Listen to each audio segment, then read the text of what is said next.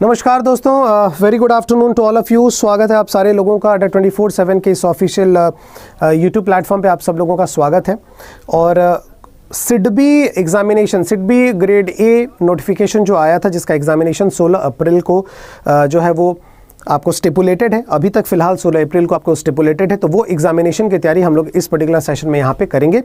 आज बिल्कुल ज़रा सा एक नो सेशन थोड़ा सा होगा, ठीक है। नो योर इंग्लिश का एक इस तरीके का सेशन एक चलेगा आज आप लोगों का, ताकि कुछ इंग्लिश के कुछ क्वेश्चंस हम लोग सॉल्व करेंगे। 10 क्वेश्चंस के आसपास हम लोग सॉल्व करेंगे, जिस तरीके के क्वेश्चंस आपके प्रीवियस ईयर में आए हुए हैं। क्योंकि इंग्लिश की अगर हम बात करें तो सिर्फ नंबर ऑफ क्वेश्चन जो है वही आपके इस बार घटे हैं, है ना। क्योंकि अगर हम लास्ट टाइम की अगर हम बात करें इंग्लिश का पैटर्न, तो इंग्लिश का पैटर्न लास्ट टाइम जो था वो आपके 40 क्वेश्चन थे, लेकिन इस बार जो इंग्लिश का पैटर्न आपको आया है वो है बिल्कुल जो आपके बाकी सारे एग्जामिनेशन जो होता है नंबर ऑफ क्वेश्चन 30, ठीक है। और आपको जो है वो उसको करने का टाइम भी बिल्कुल सेम ही आपको दिया गया है।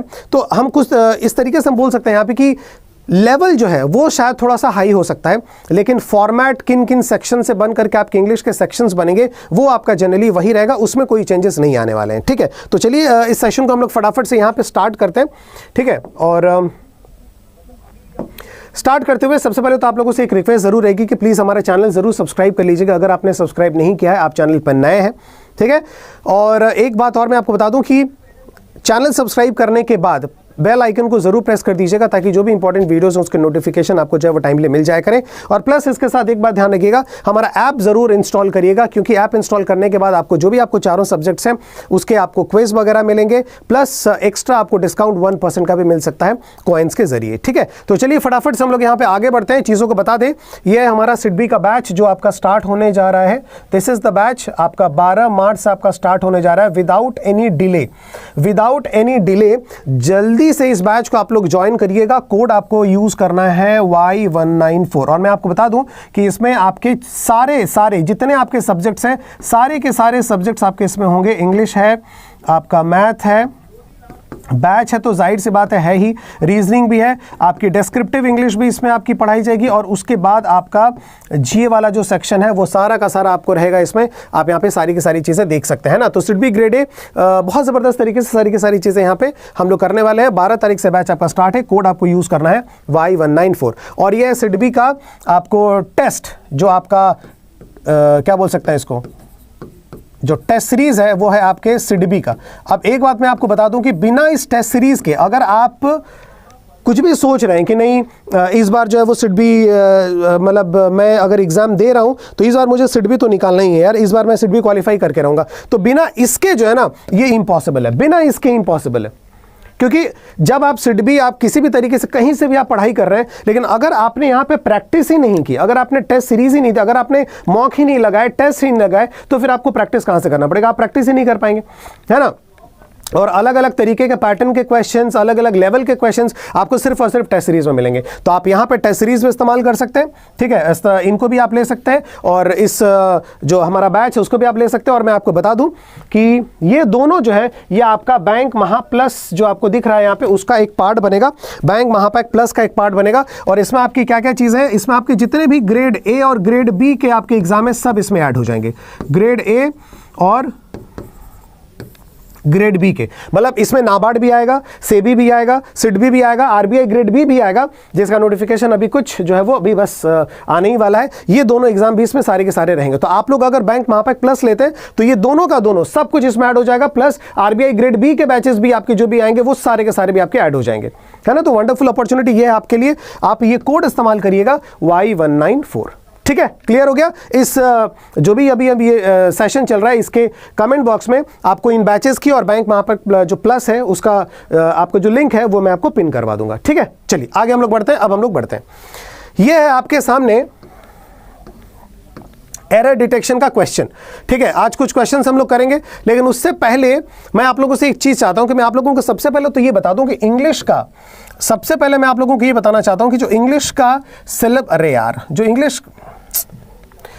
इंग्लिश का जो सिलेबस है उसमें आपको क्या क्या क्वेश्चंस देखने को मिल सकते हैं। इंग्लिश का जो सिलेबस है उसमें आपको क्या क्या क्वेश्चन देखने को मिल सकते हैं। सबसे पहले तो हम अभी आपके साथ ये डिस्कस करते हैं क्या क्या क्वेश्चन देखने को मिल सकते हैं। पहला नंबर एरर, ठीक है, एरर्स आपको रहेंगे। दूसरा नंबर आपका है fill in the blanks, fillers.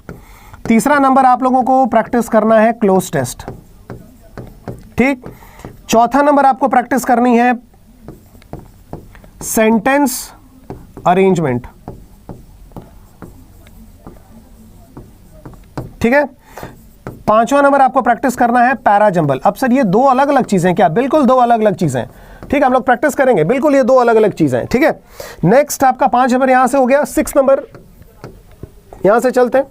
6 number आपका आ गया वर्ड स्वैप, ठीक है। 7th नंबर आपका आ गया सर वर्ड अरेंजमेंट। सर ये तो पहली बार हम लोग देख रहे हैं कि एक वर्ड स्वैप है, एक वर्ड अरेंजमेंट है, एक सेंटेंस अरेंजमेंट है। तो ये सारी की सारी अलग चीजें दोस्तों, याद रखिएगा। ये सब इंग्लिश का जो आपका सिलेबस है वो मैं पहले सिलेबस आपको लिख रहा हूं। इंग्लिश का सिलेबस मैं यहां पे आपके सामने अभी डिस्कस कर रहा हूं, ठीक है। वर्ड स्वैप, वर्ड अरेंजमेंट आ गया। उसके बाद हम लोग यहां पे बात कर रहे हैं मिसस्पेल्ड की, ठीक है। उसके बाद हम लोग यहां पे बात कर रहे हैं सेंटेंस करेक्शन की, ठीक। उसके बाद हम लोग यहां पे बात करेंगे वर्ड यूसेज एरर की, ठीक है। उसके बाद हम लोग बात करेंगे पैराफिलर की। Then we have match the column,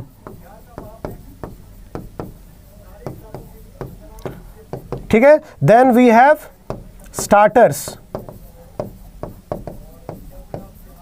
then we have phrase replacement या सेंटेंस इंप्रूवमेंट जिसको बोला जाता है, और उसके बाद लास्ट में आपका आएगा आरसी,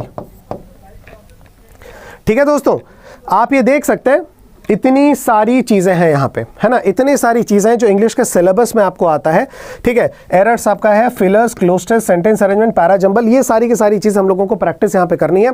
और इनमें सब लोग सर इनमें से कोई 5 या 6 सेक्शन मिला के आपके 30 क्वेश्चन आपको आएंगे। इनमें से 6 आपके सेक्शन, कोई 6 सेक्शन आएंगे, ठीक है। और आ करके आपका 30 मार्क्स टोटल पूरा क्वेश्चन आपको बनेगा 30 मार्क्स का। सर 15 सेक्शन में से 6 सेक्शन आएगा।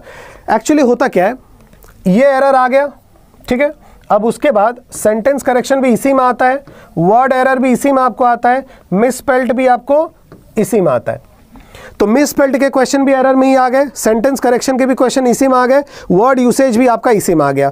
पैराफिलर अगर आप देखो, ये पैराफिलर तो ये आपको इसमें आता है ना, ये आपको इसमें आता है। अब देखो वर्ड स्वैप और वर्ड अरेंजमेंट ये आपको अलग आ गया। देखो 1 2 3 4 तो यहीं पे आपके खत्म हो गए, 4 आपके यहीं पे खत्म हो गए। अब देखो सेंटेंस अरेंजमेंट का मतलब क्या होता है कि एक सेंटेंस रहेगा और उसके 4 पार्ट्स रहेंगे, एक ही सेंटेंस के 4 पार्ट्स, आपको उसको अरेंज करना है। और उसमें आपको ऑप्शंस भी दिए गए होंगे, BACD, DCBA, ABCD ऐसे करके ऑप्शंस भी दिए गए होंगे। नेक्स्ट भैया पैरा जंबल। पैरा जंबल का आपका क्या होता है? पैरा जंबल का आपको होता है कि आप जनरली पूरा एक पैराग्राफ रहेगा, 5 लाइंस का, 6 लाइंस का, 7 लाइंस का, आपको उसको अरेंज करना है। कोई क्लू नहीं रहेगा, डायरेक्ट सिंपल एकदम डायरेक्ट आपको अरेंज करना है। और क्वेश्चन पूछा जाएगा which of the following is the first sentence, which of the following is the second sentence, third sentence, fourth sentence, ऐसा करके आपसे पूछा जाएगा, ठीक है। तब उसके बाद आपका आ गया फिल इन द ब्लैंक्स। देखो फिल इन द ब्लैंक्स में आपको क्या क्या हो सकता है, सिंगल फिलर हो सकते हैं, डबल फिलर हो सकते हैं, ठीक है। 2 सेंटेंसेस हो सकते हैं, उनमें एक ही कॉमन फिलर आपको जाएगा, कॉम्बिनेशन फिलर आपको आ सकता है ना। 2 अलग अलग सेंटेंसेस, 2 अलग अलग सेंटेंसेस में 2 अलग अलग वर्ड्स आपके जाएंगे, वो आपके आ सकते हैं। क्लोज टेस्ट आपको आ सकता है अलग अलग जो टाइप का। वर्ड स्वैपिंग आपका क्या होता है, 4 वर्ड्स अंडरलाइन लेंगे, कोई 2 आपका स्वैप करेगा, AB आपस में इंटरचेंज करेंगे, CD आपस में इंटरचेंज करेंगे, AC आपस में इंटरचेंज करेंगे, ऐसा। तो ये स्वैपिंग जो है ये भी आपको आ सकता है। वर्ड अरेंजमेंट, अब देखो वर्ड अरेंजमेंट क्या होता है, 3 या 4 वर्ड अंडरलाइन रहेंगे, सेम इसमें भी अंडरलाइन रहेंगे, लेकिन इसमें क्या होगा, A जो B के जगह पे चला जाएगा, B D के जगह पे आएगा, D A के जगह पे आएगा, आपस में ये लोग इंटरचेंज करेंगे। कोई 2 पेयर इंटरचेंज नहीं करेगा, कोई एक सेट आपस में एक्सचेंज नहीं होगा। इसमें क्या है कि इंटरचेंज नहीं होगा, इसमें चेंज होता जाएगा। A चला गया D के जगह पे, D चला गया B के जगह पे, B चला गया C के जगह पे, है ना, इस तरीके से हो सकता है। तो वो आपका वर्ड अरेंजमेंट हो गया। अब बोलोगे कि सर एक काम करिए, मान लेते कि 4 हटा भी दिए तो भी आपको 10, देखो ये पैराफिलर ऑलमोस्ट 10 हो गया। सो सर 10 चीजों को मिला करके पढ़ेंगे तब 5 नंबर का कहीं पे आएगा, तो बिल्कुल ऐसा भी नहीं है। इन दोनों में से कोई एक आता है, इन दोनों में से कोई एक आएगा, वर्ड स्वैप और वर्ड अरेंजमेंट, ठीक है। इन दोनों में से कोई एक आता है, फिलर्स और क्लोज टेस्ट, ठीक है। इनमें से कोई एक आता है, या तो सेंटेंस अरेंजमेंट आएगा या तो पैरा जंबल आएगा। समझ में आई बात? क्लियर हो गया? मिसस्पेल्ड सेंटेंस करेक्शन, इनमें से कोई एक आएगा। क्लियर हो रहा है? इनमें से कोई एक आएगा, इन दोनों में से कोई एक आएगा, ठीक है? और आरसी आएगा, आएगा ही आएगा। तो अब आप देख रहे हो कितने सेक्शन हो गए। एक आपका ये हो गया, दिस इज 1, ठीक है? ये आपका हो गया 2, ये आपका हो गया 3, ठीक? ये आपका हो गया यहां पे 4, यहां पे ये हो गया 5, और ये आपका हो गया 6, और ये आपका फ्रेज रिप्लेसमेंट एक मना ले तो 7, तो टोटल 7 बचे ना। 7 में से कोई आपका 6 आएगा। समझ में आ गया किस तरीके से इसको चेंज किया जाता है? और आपको अगर प्रैक्टिस करनी है तो आप किस तरीके से प्रैक्टिस यहां पे कर सकते हैं, ये काफी इंपॉर्टेंट है दोस्तों, ध्यान में रखिएगा। This is very important. आपके लिए जानना बहुत जरूरी है कि क्या क्या चीजें यहां पे आ सकती हैं, ठीक है? तो इतनी सारी चीजें ये आपको समझ में आ रहा है। चलिए कुछ क्वेश्चंस हम लोग यहां पे फटाफट से अटेम्प्ट करते हैं, देखते हैं कि क्या आप यहां पे कर सकते हैं। ये आपका एरर्स हम लोग कुछ यहां पे करने वाले हैं, ठीक है? We are going to practice some errors, ठीक है? तो चलिए फटाफट से स्टार्ट करते हैं। बताइए किस सेक्शन में यहां पे एरर है। चलिए स्टार्ट करिए। ज़्यादा कुछ क्वेश्चंस करेंगे नहीं, एक आइडिया आपको, ब्रीफ आइडिया मैं दूंगा, ब्रीफ आइडिया कि क्या करना है क्या नहीं करना है, किस तरीके से चीज़ें थी। तो कुछ क्वेश्चन सॉल्व कर लेते हैं। आज थोड़ा सा छोटा ही सेशन रहेगा क्योंकि already I have a session at 4 o'clock, तो जल्दी से इस सेशन को थोड़ा सा हम लोग ख़त्म करते हैं क्योंकि थोड़ा सा आज मतलब छोटा सेशन ही रहेगा, ध्यान रखिएगा। चलिए बताइए।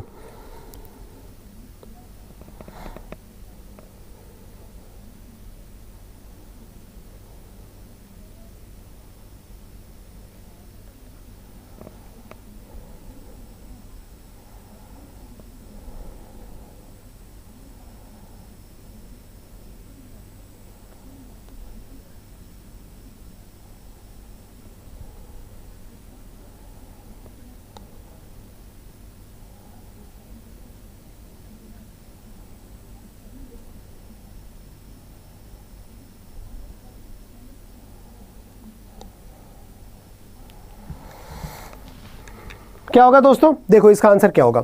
लिखा हुआ है the ESOP option ensures that there is also an opportunity to generate wealth and be participants in PhonePe's growth story for all. देखो फॉर ऑल एम्प्लॉय, हम लोगों को ये पता है कि ये जो ऑल वर्ड है इट इज एन एडजेक्टिव, ठीक है? ये एक एडजेक्टिव की तरह काम करता है ऑल। अब ऑल अगर एडजेक्टिव की तरह यहां पे आपको काम करेगा तो जाहिर सी बात है इस वर्ड को, ये जो वर्ड आपका लिखा हुआ है, ये जो आपका नाउन होगा, जाहिर सी बात है इस नाउन को कौन सा नाउन होना पड़ेगा? प्लूरल नाउन होना पड़ेगा ना। कौन सा नाउन? Plural noun. इसलिए यहां पे एम्प्लॉई नहीं होगा, यहां पे आंसर आपका क्या हो जाएगा? एम्प्लॉइज। क्या होगा? एम्प्लॉइज इसका बिल्कुल करेक्ट आंसर हो जाएगा। और इसलिए एरर जो होगा वो होगा ऑप्शन नंबर डी में। एरर कहां पे होगा? ऑप्शन नंबर डी में जो है हमारा यहां पे एरर होगा, ध्यान में रखिएगा, ठीक है? रशीद कमर करे सर उड़ान बैच, सर उड़ान बैच आपका स्टार्ट होगा 28 मार्च से। उड़ान बैच स्टार्ट हो रहा है 28 मार्च से, ठीक है? क्लियर हो रहा है? चलो एक क्वेश्चन और करते हैं।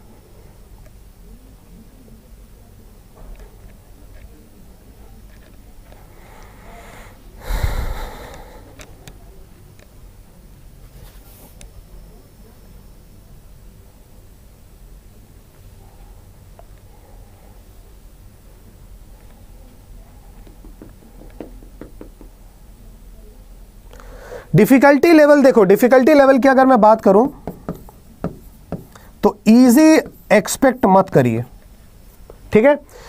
पेपर देखो पेपर ही इजी टू मॉडरेट रहेगा,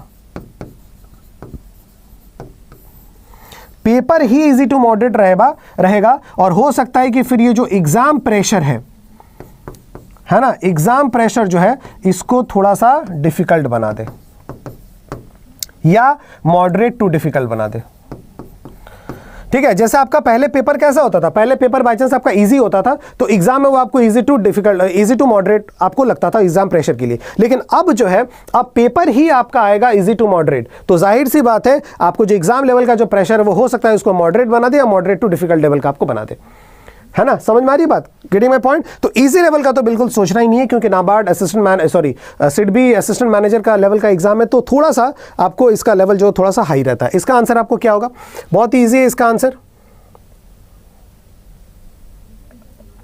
देखो क्या बोला गया है? बोला गया है कि आफ्टर ज्वाइनिंग, ये वाला पेन थोड़ा चेंज करके ये वाला ले लेते हैं, बोला गया कि after joining another group the kid realises, दूसरे ग्रुप को ज्वाइन करने के बाद उस बच्चे ने वो बच्चा रियलाइज करता है दैट टॉपलिंग द गवर्नमेंट, है ना, कि सरकार को जो है वो टॉपल करना, गिरा देना, may not be so a good idea, may not be so, ये सो क्यों यूज हुआ है, may not be so a good idea, so का तो कोई एब्सोल्यूट यूज है ही नहीं, हमेशा याद रखिएगा सो जो होता है ना, it can be use as a conjunction, इसको हम कंजंक्शन की तरह यूज कर सकते हैं जहां पे ये दो सेंटेंसेस को ऐड करेगा, ठीक है, या फिर अगर आप सो को यूज कर रहे हैं बिना कंजंक्शन के तो आपको सो दैट आपको लगाना पड़ेगा। जैसे कि अगर मैं बोलूं ही इज सो स्मार्ट, तो ये सेंटेंस गलत है ग्रामर के हिसाब से, ध्यान रखिएगा, ही इज सो स्मार्ट, ये सेंटेंस आपका बिल्कुल ही गलत है। क्या हो जाएगा, he is very smart, because so को आप एब्सोल्युटली कभी भी नहीं लिख सकते ही इज सो स्मार्ट, क्योंकि सो हमेशा कंपैरिजन लिखाते हैं, वो इतना स्मार्ट है कि, ठीक है, वो इतना स्मार्ट है कि, कुछ इस तरीके का सेंटेंस आपको जो है वो आ जाएगा दोस्तों, ध्यान में रखिएगा, ठीक है। तो सो को हम कभी भी ऐसा नहीं लिख सकते, तो इसका भी आंसर आपका जो होगा वो होगा ऑप्शन नंबर डी, ठीक है दोस्तों। एक क्वेश्चन और करते हैं, थोड़ा सा आज देर हो गए हम लोग, ठीक है, थोड़ा सा आज क्लासेस भी हैं 4 बजे से, ठीक, आरबीआई की क्लासेस हैं और ठीक है 4 o'clock, तो इसको थोड़ा जल्दी से हम लोग इस लास्ट क्वेश्चन के साथ फिनिश करते हैं, ठीक है। चलिए इसका आंसर क्या होगा, the employees are drawing salaries, the employees are drawing salaries of 2012 and the management is not willing to not initiate, the management is not willing to not initiate even preliminary talks, सरकार जो है बिल्कुल ही इच्छुक नहीं है, not initiate, सरकार शुरू ना करने के लिए इच्छुक नहीं है, इसका मतलब सरकार विलिंग है। अगर मैं बोलूं कि गवर्नमेंट जो है वो इनिशिएट ना करने के लिए, नॉट इनिशिएट मतलब इनिशिएट ना करने के लिए, शुरुआत नहीं करने के लिए, बातचीत शुरू नहीं करने के लिए इच्छुक नहीं है, लिखा हुआ है नॉट विलिंग, मतलब इच्छुक नहीं है, क्या करने के लिए इच्छुक नहीं है, तो शुरुआत ना करने के लिए इच्छुक नहीं है, इसका मतलब शुरुआत करने के लिए इच्छुक है, मीनिंग इसकी बिल्कुल उल्टा आ जाएगी। तो याद रखिएगा डबल नेगेटिव्स जो होते हैं, डबल नेगेटिव वर्ड्स जो होता है वो एक सेंटेंस में कभी यूज मत करिएगा, अगर सेंटेंस का कंप्लीट मीनिंग जो है वो आपको सेंस नेगेटिव लाना है, पूरे कंप्लीट सेंस अगर नेगेटिव लाना है तो डबल नेगेटिव्स कभी यूज नहीं करेंगे। जैसे देखो यहां भी आपका नॉट है और यहां भी आपका नॉट है, तो ये नॉट जो है आपका हट जाएगा, आंसर क्या होगा कि the management is not willing to initiate talks. समझ में आई मेरी बात, क्लियर हो गया, ठीक है। तो बस आज हम इतना ही कर रहे हैं, ठीक है, नेक्स्ट डे से जो है वो आपका मैं ज़्यादा क्वेश्चंस आपको करवाऊंगा, क्योंकि आज आइडिया एक तरीके से हो गया कि क्या क्या क्वेश्चंस आपके एग्जाम में आ सकते हैं, किस किस तरीके से हम लोगों को प्रैक्टिस करना है, ऑल दैट, ठीक है। ये कुछ क्वेश्चंस मैं लेकर के आया था, इनको प्रैक्टिस करनी थी, बट दैट्स ओके, कोई चीज़ नहीं हो पाई, कोई इशू नहीं है, ये काफ़ी क्वेश्चन है, 10 क्वेश्चन मैं लेकर के यहाँ पर आया था, बट दैट इज़ ओके, कोई टेंशन नहीं है, आप लोगों से मुलाकात तो होगी ही, अगर आप लोग इस बैच को ज्वाइन करते हैं तो बहुत शानदार तरीके से जो है वो बैच में हम लोग तैयारी करेंगे, डिस्क्रिप्टिव भी होगा, डिस्क्रिप्टिव में जो आपके सोशल इकोनॉमिक इश्यूज़ है सारी के सारे आपकी पूरी कंप्लीट बैच है आपका, ये ध्यान रखिएगा। और अगर महापैक प्लस लेते हैं तो ये आपका टेस्ट सीरीज भी इसमें जो आपको ऐड हो जाएगा, ठीक है, क्लियर। कोड आपको यही लगाना है Y194। आज के लिए थोड़ा सा माफ़ी चाहते हैं, ठीक है, नेक्स्ट डे से आपकी जो है वो शुरुआत हो जाएगी क्लास। हाँ, एडमिट कार्ड आ चुका है, ESIC का एडमिट कार्ड जो है वो आ चुका है, ध्यान रखिएगा, ठीक है। ऑलराइट, चलिए, thank you very much, God bless everyone of you, शुक्रिया, ध्यान रखिए दोस्तों, thank you, thanks a lot.